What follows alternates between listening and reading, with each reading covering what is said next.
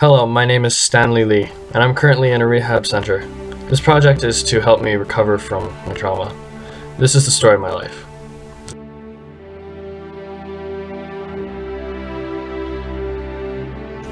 I grew up with my father, my mother, and two younger brothers in downtown Manhattan. At the age of 21, I was married to my beautiful wife, and a year later, we were gifted with a wonderful child.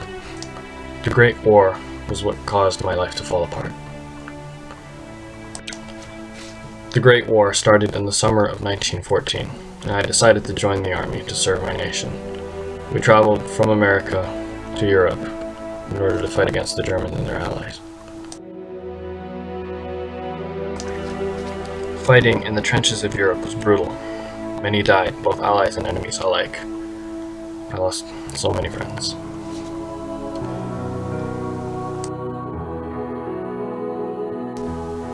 I was lucky enough to have survived the entire conflict, and in 1918 was finally allowed to go home.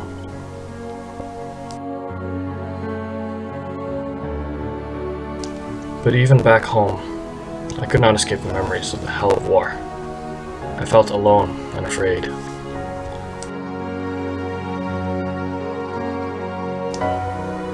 There were celebrations held to congratulate those who had fought for their country and had managed to make it back. But even under the influence of alcohol, the war haunted my memories.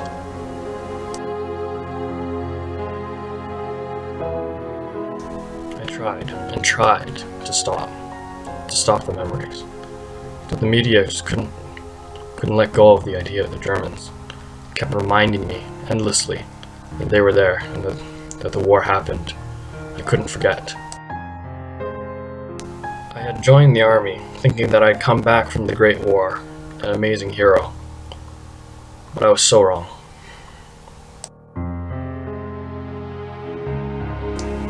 Night after night, I'd try to sleep, but I couldn't. The memories, they were always in my head, always haunting me. It's just so much so that in the day I'd walk by and I'd think I'd see a German. I'd think I'd still in the war, but it was just hallucination. I was falling apart to the point that my family was affected. I had trouble speaking to my wife.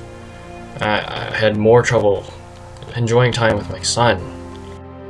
Eventually, she just left me, taking my progeny with her. I was left alone, so I tried drinking my problems away. But the 18th Amendment was made. They said that we wouldn't work well enough if we were under the influence of alcohol, but I couldn't work properly anyways. My hallucinations started to get worse, and they were driving me insane. It was hard for me to work properly in public. I was so broken that I decided to go to rehab, and right now I'm currently trying to recover.